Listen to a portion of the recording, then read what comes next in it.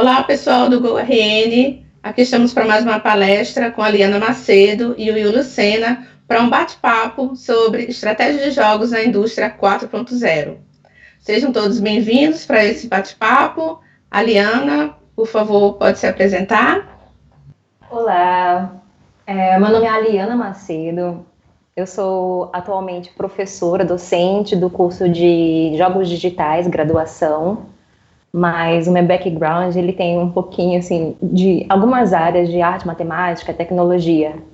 A minha primeira graduação foi em matemática, depois eu fiz tecnologia em análise de desenvolvimento de sistemas, pós em animação, técnica de computação gráfica, e agora estou fazendo mestrado em inovações e tecnologias educacionais.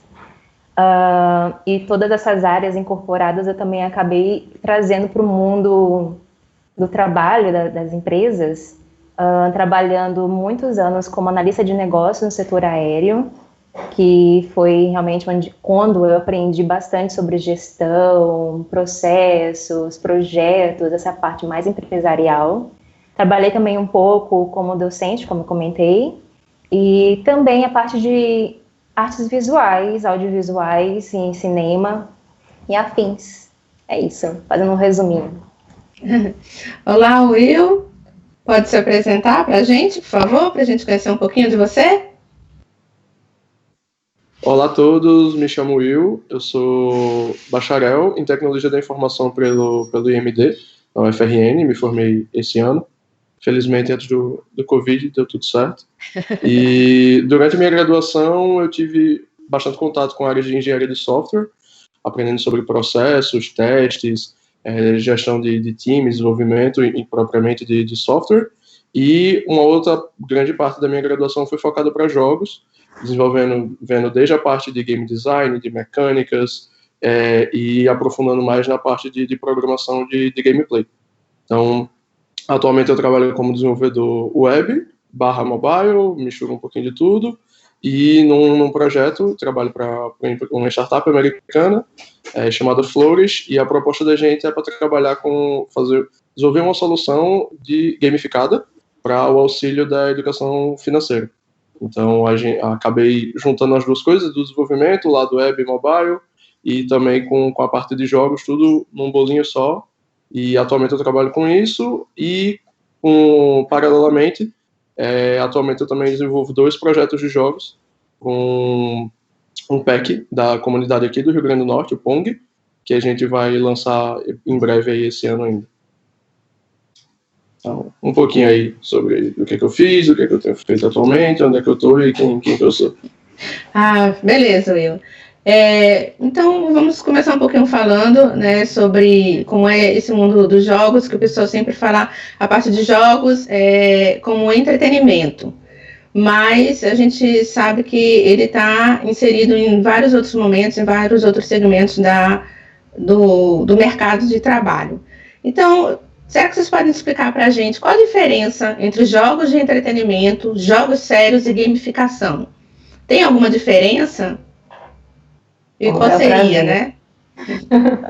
Eu gostaria de compartilhar um slide com vocês. Boa pergunta, é muito bom iniciar com esse questionamento com relação às diferentes áreas, porque quando se fala de jogos, geralmente as pessoas associam logo aqueles jogos de entretenimento, principalmente aqueles que são um pouco mais violentos, quando não conhecem muito bem a amplitude, né, desse mercado. E aí eu quero mostrar para vocês, através dessa imagem, que a gente tem um ramo muito grande, que a indústria é dividida basicamente nesses 3 segmentos, e tem sim uma certa diferença, tá? Os jogos de entretenimento são aqueles jogos que visam a diversão, visam a experiência do jogador final, acima do processo inteiro. Então, eles são construídos com o intuito de divertir. Eu coloquei o xadrez aí, a imagem, porque ele também traz um outro objetivo, que não é somente a diversão, mas também trabalhar a colaboração entre 2 jogadores, competição, desenvolvimento do raciocínio lógico. Então, tem outros expertises, outras habilidades que também são desenvolvidas no jogo de entretenimento.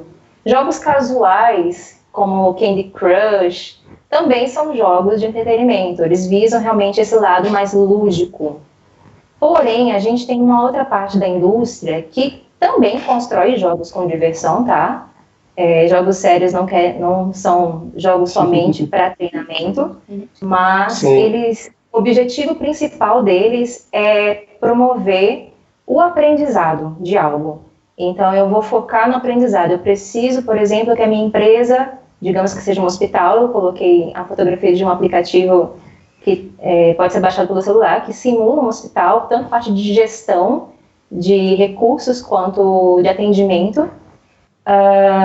Ele serve para você simular, é um simulador, não deixa de ser um simulador, só que um simulador com fases, com levels, que você vai evoluindo, vai ganhando mais habilidades e vai desbloqueando algumas áreas. Então, os jogos sérios ele tem esse objetivo principal, que é você ensinar, treinar algo acima da diversão, tá? Então, pode ter diversão, pode não ter tanta diversão assim. A parte de gamificação já é um outro setor da indústria de jogos que trabalha os conceitos aplicados a jogos em outras áreas.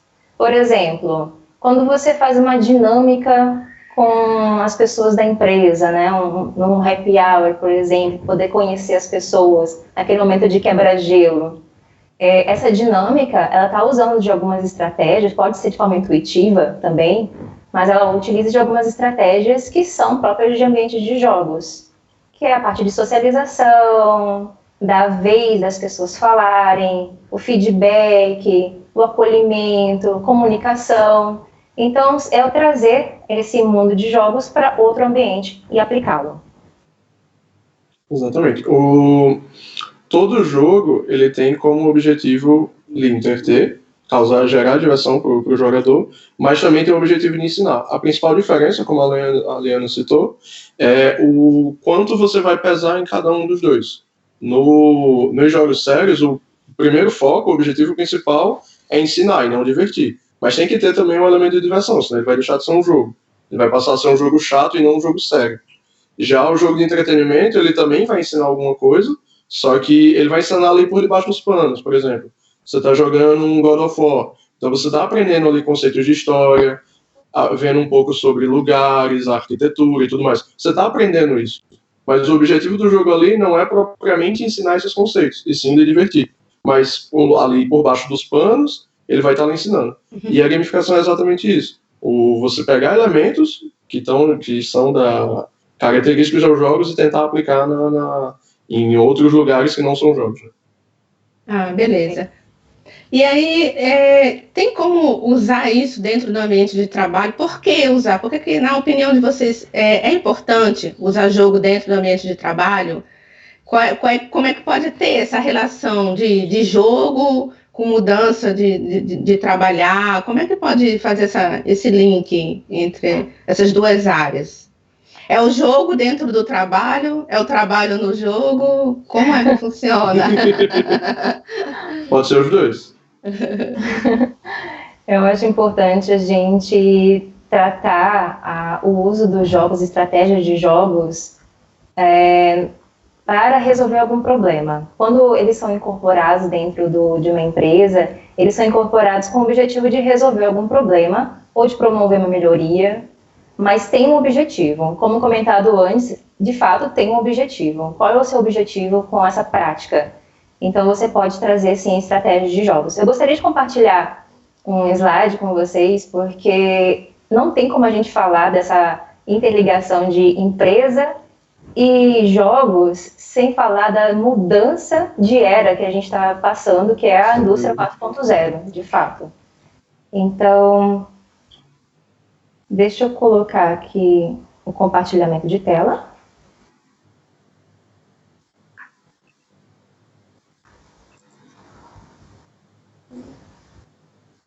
Pronto. Tá cortando a gente mesmo a imagem? Não, né? Perfeito. Então, não tem como a gente falar dessa interligação da empresa do mundo empresarial, sem falar essa evolução de era, que é a indústria 4.0. Do lado esquerdo, eu coloquei alguns tópicos relacionados à indústria 4.0 que estão ligadas diretamente a essas mudanças tecnológicas que estão acontecendo no ambiente como um todo. Então, por exemplo, a gente tem a internet das coisas, a internet lá está em todos os lugares, tem Wi-Fi, fibra ótica, ela está evoluindo muito rápido, a questão da velocidade, banda. Então, a gente já tem acesso à internet em praticamente todos os lugares. Sistemas autônomos. Na indústria 4.0, eu acho que a gente pode resumir o que é a indústria 4.0 através dessa denominação de sistema autônomo, que é basicamente o sistema funciona por si só. Um exemplo disso trazendo para o nosso dia a dia. Eu não preciso te falar que você precisa fazer compras de mercado, porque em algum momento você vai precisar fazer compras de mercado, porque você vai precisar comer. É uma necessidade básica, certo? Então, de forma autônoma, as pessoas já fazem, elas já se preparam. Oi? Fiz isso hoje mesmo. Pois é, as pessoas se preparam para tomar banho, para comer, para dormir. Elas fazem isso de forma autônoma. Mas por que eu preciso, no meu ambiente de trabalho, esperar uma ordem ou uma tarefa me ser delegada para eu fazê-la, de fato? Então, a ideia de sistema autônomo não é simplesmente da parte tecnológica, dos sistemas gerenciáveis, mas também é comportamental. Das pessoas agindo de forma proativa, de forma autônoma. Outro fator também é o compartilhamento em nuvem. Hoje a gente consegue trabalhar em vários ambientes de forma remota e ter esse compartilhamento. A gente consegue, cada um na sua casa, cada um no seu canto, fazer essa integração. E aí entra também a integração de sistemas, que não é somente a parte de compartilhamento em nuvem, mas os ambientes eles estão integrados. Eu, por exemplo, posso fazer uma venda online e eu tenho o rastreamento de onde essa encomenda está, como o meu cliente está, tudo isso de forma integrada. São aplicativos diferentes, com pessoas diferentes, um está com o meu cliente, outro aplicativo está comigo, mas eu tenho essa gestão de forma integrada. E também a questão da análise de dados. Eu tenho feedback em tempo real de tudo que está acontecendo ao meu redor e com o meu sistema, com os meus clientes e com os meus recursos. Outro fator é também a nossa mudança comportamental, e aí a gente entra um pouco na parte de psicologia do ser humano, que é essa mudança de mentalidade, mudança da cultura empresarial. Já que a gente tem um ambiente tecnológico totalmente já voltado para que propicia esse compartilhamento de informações, a gente também está se vendo numa mudança comportamental com relação às pessoas. Tá, se eu tenho pessoas trabalhando de forma remota em suas casas ou com uma flexibilidade de horário, como é que eu vou fazer a gestão disso? Como é que eu vou gerenciar o tempo delas? Como é que elas vão produzir de forma autônoma? Eu preciso gerar esse comportamento, preciso treiná-las para isso. E aí a estratégia de jogos funcionam muito bem aplicadas para fazer com que as pessoas consigam aos poucos aderir a essa cultura empresarial que está cada vez mais presente nos nossos dias.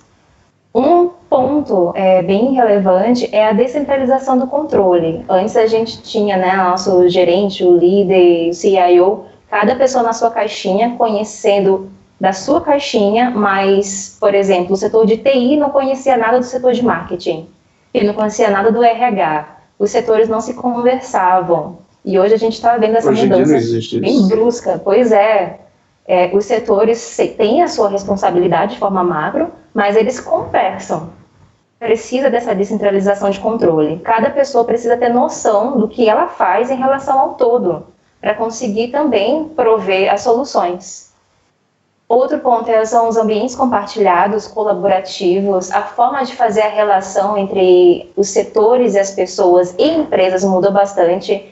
Hoje, uma empresa que seria minha concorrente pode ocupar o mesmo espaço físico que o meu, e de forma colaborativa a gente chega numa solução de que ela vai fazer um nicho específico e eu vou fazer outro nicho, e a gente consegue trabalhar dessa forma.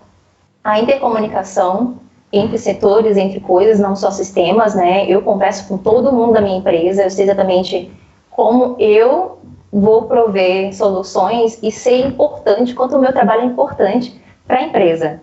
Aí entra também flexibilidade de horário local e a cultura de gestão de indicadores. As pessoas, elas precisam, de forma autônoma, entender também como é que é o rendimento delas, como é que elas funcionam. Então, são gerados indicadores. Eu estou rendendo 8 horas por dia, 5 horas por dia. Quanto essas métricas vão me mostrar do meu rendimento? E aí, tudo isso, a parte de jogos, eu vou parar o compartilhamento, tá? Os jogos, eles entram para poder agregar esse conhecimento. Você quer comentar alguma coisa, Will, antes de eu continuar? Imagina... Não, tudo bem. Imagina, por exemplo, esse último exemplo que você citou, de métricas do trabalho, quantas horas eu trabalho e coisas do tipo. Se eu puder, como que eu interpretaria isso num jogo? Então, eu poderia ter num jogo eu tenho experiência, eu tenho um acúmulo de dinheiro, eu tenho um acúmulo de pontos de habilidade, alguma coisa assim. Então, eu posso fazer uma tradução de uma coisa para outra e com um sistema gamificado aplicar esses conceitos. Toda essa parte empresarial de coisas de marketing, de gestão, aquela planilha enorme do Excel lá, que a galera do RH costuma usar para poder controlar a galera, eu consigo ter uma visualização mais intuitiva e mais interessante usando recursos de gamificação, usando uma coisa mais ludificada, uma experiência mais ludificada, uma plataforma com um cunho mais com a intenção de jogos por trás. Sim, com certeza. Eu queria dar um exemplo que é muito utilizado já no meio empresarial, que as pessoas podem até não perceber que tem um fundo também nas estratégias de jogos. Por exemplo, trabalhei numa empresa de TI, consultoria, que eles faziam um plano de carreira que era bem interessante. A cada 6 meses a gente tinha um feedback de como a gente estava evoluindo, e aí ao final do ano era dito se, dentro daquelas habilidades que eram desenvolvidas, se a gente tinha conseguido atingir a meta ou não. E esse plano de carreira é muito parecido com a evolução de um jogo, porque você tem o seu ponto de start, que é feito o levantamento de o que você conhece, o que você sabe executar, e aí você fica naquela, né, eu quero evoluir, né, aqui no trabalho, eu quero assumir um salário melhor, uma posição melhor. Então, estabelecia a meta de onde eu queria chegar, e aí você trabalhava essas habilidades e tinha o apoio dos seus líderes diretos para poder também fazer essa evolução. E o ambiente de jogo, ele é basicamente isso: você tem o seu conhecimento prévio, ele vai ser testado. Caso você não tenha tanta habilidade com aquele conhecimento, você vai aprendendo à medida que o jogo vai evoluindo. Mas você só vai evoluir mesmo no momento que você realmente aprender aquelas habilidades. E sempre tem as informações que vão te ajudar, te auxiliar, ou aquele NPC, ou, né, aquele personagem que vai estar te ajudando também a descobrir o ambiente. Então, assim, é uma relação muito próxima, tá, do plano de carreiras, desse modelo que eu comentei, com o ambiente de jogos. Outras coisinhas também são interessantes da gente citar. Por exemplo, sabe aqueles mimos que dão em datas especiais, tipo aniversário, né, um vale cinema? Também é uma gratificação. O próprio happy hour, momento de socialização, a divisão de lucros no final do ano. Tudo isso são formas de gratificação, de recompensa e reconhecimento do seu trabalho. E o mundo de jogos também é exatamente assim. O que tem de similar nessas analogias que eu estou fazendo? O jogo, ele vai trabalhar sempre com essa questão do erro, acerto versus recompensa, mediado pelo feedback. Então, eu como jogo, vou te dizer se você está evoluindo bem, se você não está evoluindo bem e o que você precisa melhorar para poder evoluir. Não tratando o erro como algo ruim, mas tratando o erro como algo que você precisa trabalhar melhor, precisa insistir mais. O feedback, ele é muito importante para isso. E é o feedback que está presente nesses modelos atuais da indústria 4.0, que a pessoa que está coordenando, ela está mais próxima de você, o CIO está mais próximo de você, a pessoa do setor vizinho está mais próximo, e esse feedback ele acaba sendo mais imediato, porque a comunicação também está mais fácil. Então, você consegue ter essa recompensa e esse reconhecimento de forma mais assertiva. E o que isso vai provocar, né? Porque qual é o nosso objetivo final trazendo essas estratégias? É fazer com que o nosso colaborador, ele se sinta parte, ele se sinta imerso na empresa e colabore de forma proativa, seja autônomo, se sinta realmente responsável pela função que ele tem, se sinta importante. Então, basicamente isso. Esse é o objetivo. Vocês acham que pode tornar mais divertido o ambiente de trabalho dessa forma? Com certeza. O Will deve ter algum exemplo. E assim, a forma de puxar a proatividade do pessoal também, de uma forma, ao que me parece, uma forma muito mais suave, né? É uma cobrança um pouco mais suave, porque a pessoa vai ter uma recompensa. Mas vocês acham que cabe para qualquer área qualquer área empresarial, qualquer segmento, ou tem alguns que vocês acham que funciona melhor? Pode ser aplicado em qualquer lugar? Sempre vai ter um lugar que funciona melhor. Por exemplo, é um paralelo, ou não necessariamente funciona melhor, mas que pode ser aplicado de uma forma mais fácil. Então, com tecnologia, o mundo de tecnologia, as empresas, elas usam assim até a última gota de estratégias de gamificação, estratégias de jogos, para manter os colaboradores engajados, para manter eles sentindo um progresso, se sentindo bem. Então, tendo sempre essa noção de progressão, dando ali recompensa, o feedback. Então, tudo isso vem da teoria dos jogos, vem do lado de jogos. Mas em outras indústrias também é totalmente possível. Só vai ter um pouco mais de trabalho para você conseguir traduzir aquela mecânica do jogo para o universo da sua indústria, né, para a sua situação específica. Mas a ideia os conceitos por trás, eles podem ser usados em qualquer uma das indústrias. Beleza. E sempre que se trabalha com jogos na empresa, precisa ter expertise da tecnologia? É sempre voltado com tecnologia? Não mesmo. Não. Você pode adaptar um processo, pode adaptar uma metodologia. Não necessariamente você precisa de tecnologia. Por exemplo, você pode usar de tabuleiros mesmo físicos para fazer uma dinâmica com a sua equipe. Então, a tecnologia, ela é relativa. É sempre importante você pensar em qual é o objetivo que você tem com aquela dinâmica ou com aquela mudança no processo e tentar adaptar dentro da sua realidade. Por exemplo, o escape room, eu acho que o pessoal de São Paulo já está assim, né, cabelo em pé de escutar, dentro das empresas, pelo menos, porque é uma dinâmica muito interessante para você conhecer a sua equipe, de fato. Um momento de pressão, sobre pressão, como é que todo mundo funciona, de forma colaborativa, como é que é a comunicação. Então, é uma forma divertida de você fazer esse teste num ambiente fora do ambiente de trabalho, né, que é um ambiente controlado. Fora do ambiente de trabalho, você não tem esse comportamento mais, como é que fala? Deixa agora fugir a palavra. Previsível. Previsível, justamente.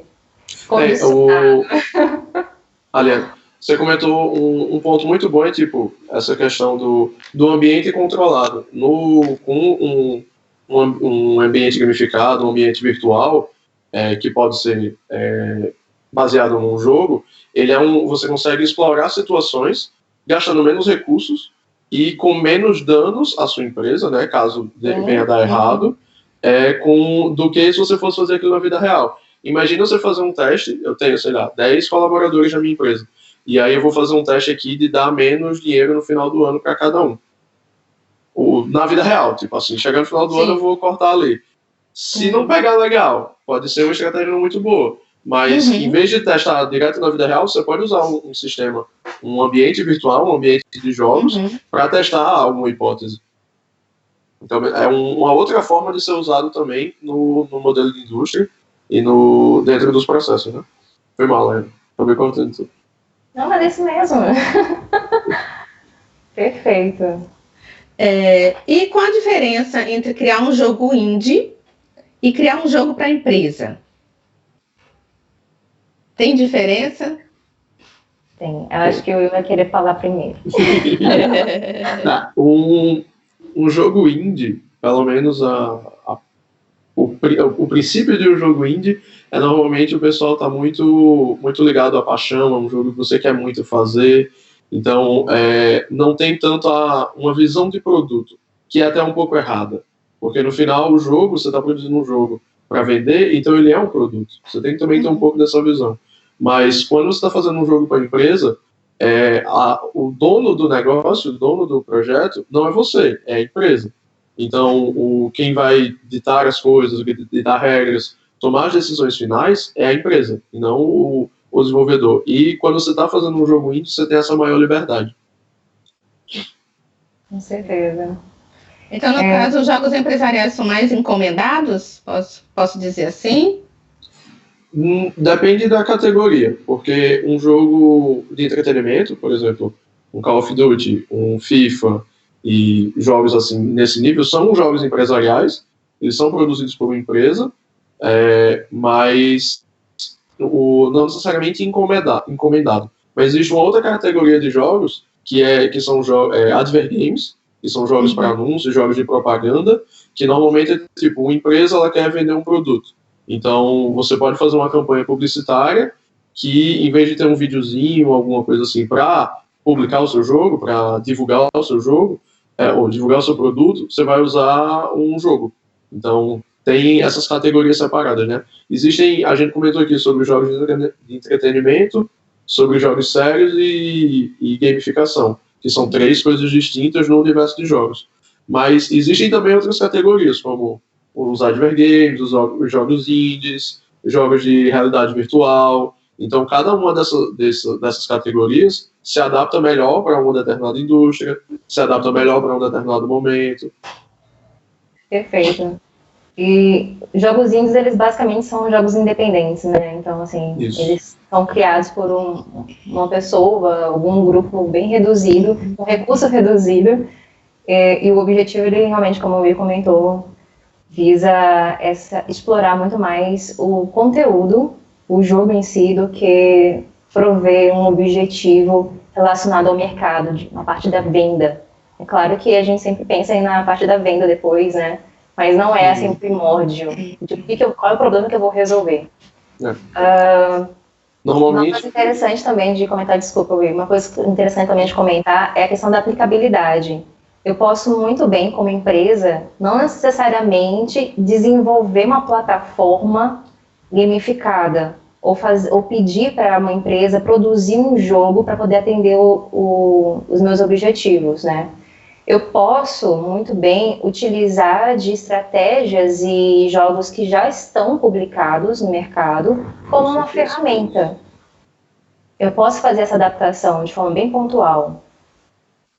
Certo. Então, por exemplo, assim, só explicar um pouquinho, por exemplo, para a área empresarial que não está muito ligada aos jogos. Vamos supor que eu seja uma empresa.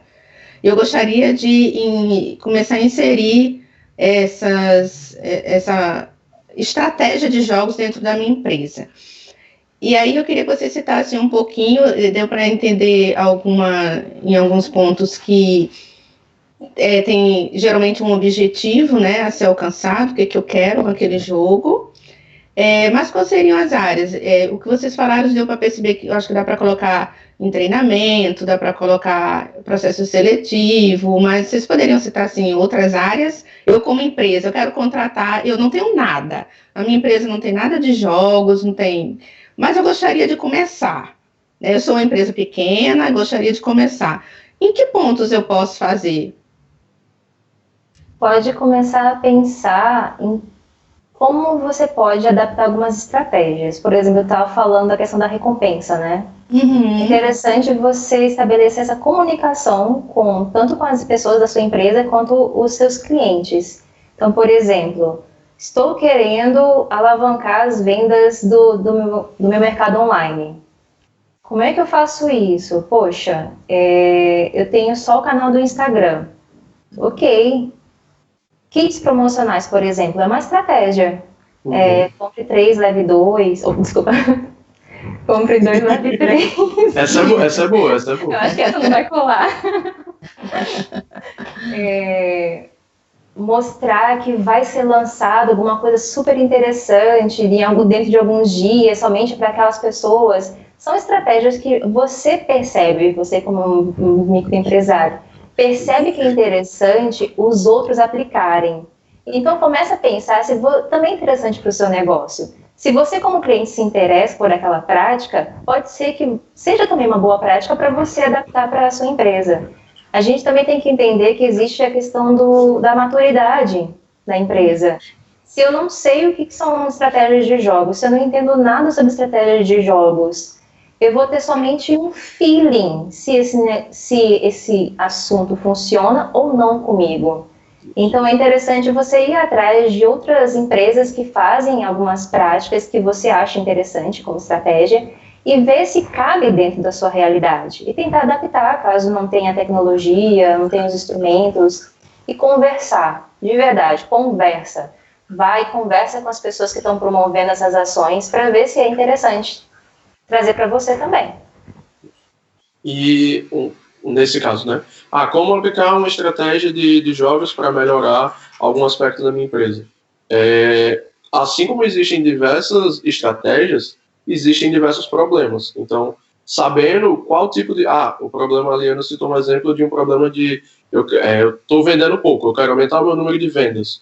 Então, se eu quero aumentar o meu número de vendas, que tipo de estratégia de jogos eu posso usar para esse problema? Mas, sei lá, eu tenho um problema de que meus colaboradores não estão produzindo, eu não estou sentindo que eles estão engajados, não estão envolvidos realmente com o produto.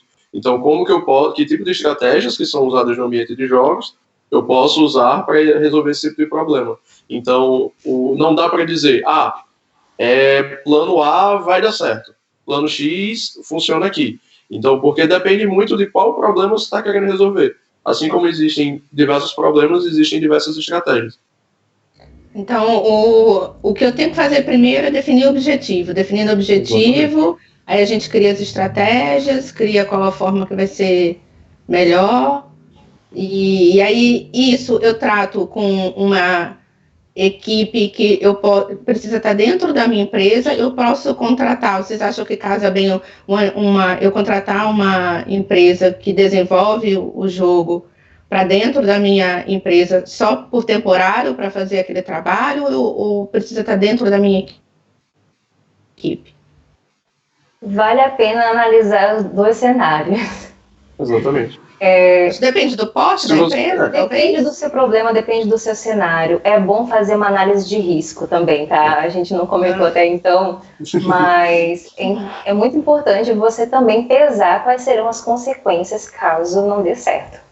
Então, por exemplo, fazer uma publicidade, vou comentar o mesmo exemplo que eu dei agora há pouco, fazer uma publicidade no Instagram, sem pesar, por exemplo, como é que esse layout vai ser entendido pelo meu cliente, pode ser que a minha intenção seja boa, que a minha estratégia seja boa, mas por conta de uma falha na comunicação visual, eu tenho um alto risco.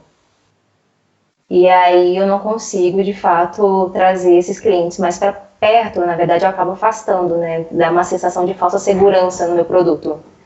Então, é interessante, sim, você considerar fazer por conta própria, mas trabalhar sempre validando os seus riscos com uma empresa, com um grupo que conheça, com outras pessoas que já tenham feito a ação, é muito importante. Não dá, de fato, nessa indústria 4.0 para a gente trabalhar de forma autônoma, individual, tá? A gente precisa se comunicar, de fato. E também um ponto importante para tomar essa decisão é eu tenho na minha equipe alguém que entende de jogos ou que tem esse interesse, porque se você já tem alguém na sua equipe que tem esse interesse, ele pode ser o cara que vai fazer, o cara ou a mulher, né? Ou a pessoa que vai fazer esse projeto, ou até mesmo que vai liderar. E caso você, mesmo eu tendo essa pessoa, eu não tenho eu identifiquei que não vai ser possível eu fazer internamente, vou ter que contratar, vou ter que buscar uma empresa que faz. Mas tenta envolver essa pessoa, porque ele vai ter uma comunicação mais fluida, ele vai ter, e até ele vai estar mais engajado naquilo, porque já é uma coisa do interesse dele, né? Já é uma habilidade familiar. Bacana. E vocês acham que isso também dá para qualquer geração, digamos, o pessoal mais novo, às vezes pode se engajar mais rápido, pode ter resistência? Vocês têm alguma experiência para contar de algum caso que tenha sido resistente? Ou por ser tão divertido e tão diferente, de repente consegue levar a equipe toda? Posso falar do meu exemplo com relação à educação, né? Como eu sou professora, por conta da pandemia, os professores se viram obrigados a aprender plataformas e tecnologias que eles não queriam de jeito nenhum, né? Não por conta da tecnologia em si, mas por conta do trabalho que daria fazer toda a adaptação de metodologias que eles já vinham aplicando. E que estava dando certo. Tem professor que não atualiza slide há 10 anos, imagina aprender tecnologia nova. Pois é. E aí, mudança de tecnologia já é assim uma parte muito complicada para quem não está aberto a aprender. E eu recebi relatos de pessoas dizendo que, nossa, eu não imaginei que eu ia conseguir trabalhar com isso. E está sendo muito bom, porque isso abre portas para as pessoas começarem também a vasculhar outras possibilidades, fazer outros treinamentos, cursos e ver outras formas de trabalhar. Mas onde eu queria chegar é a questão da metodologia. Eu cheguei a dar algumas palestras com relação à gamificação na educação e aí recebi comentários do tipo, nossa, eu não imaginei que eu podia fazer isso dentro de sala de aula, sem ter um alto custo, sabe? Sem ter um alto custo tanto na preparação da aula e na apresentação da aula. E eles se sentiram seguros de começar a entender um pouco mais desse meio. O importante é que as pessoas despertem a ideia. Porque elas vão, assim como no jogo, vão aos poucos entendendo um pouco mais, evoluindo e se inteirando e aplicando.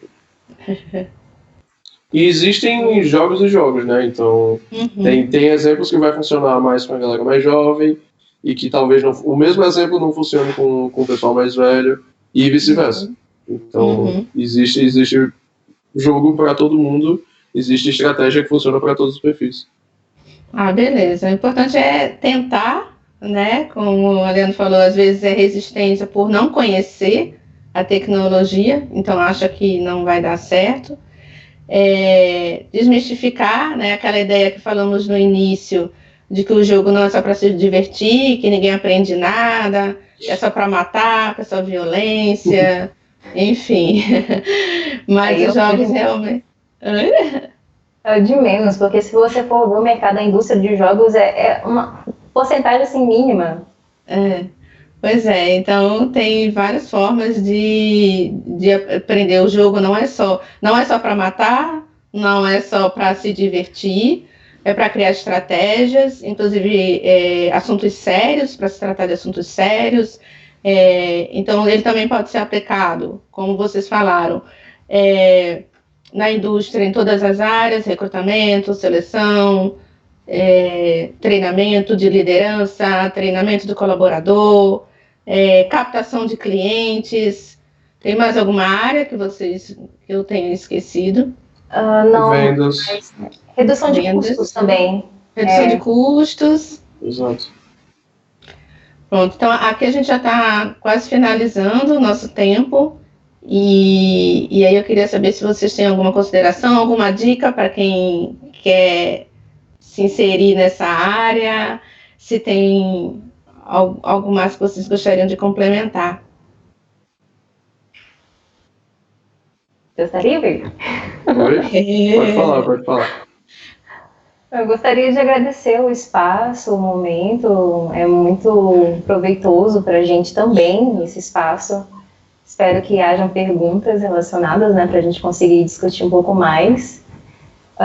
E se você tiver interesse em saber um pouco mais desse mundo de jogos, procure sobre jogos indies, procure sobre gamificação, a indústria 4.0, estratégias dinâmicas.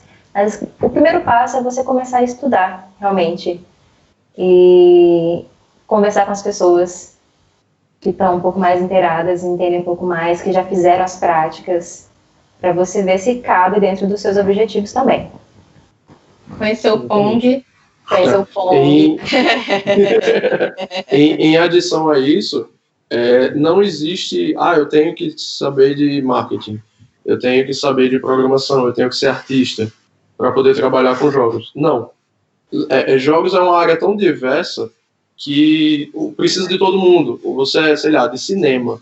Então, vai ter caso específico que as habilidades que você tem de posição de câmera, de montar um cenário e tudo mais, também pode ser útil no desenvolvimento de um jogo.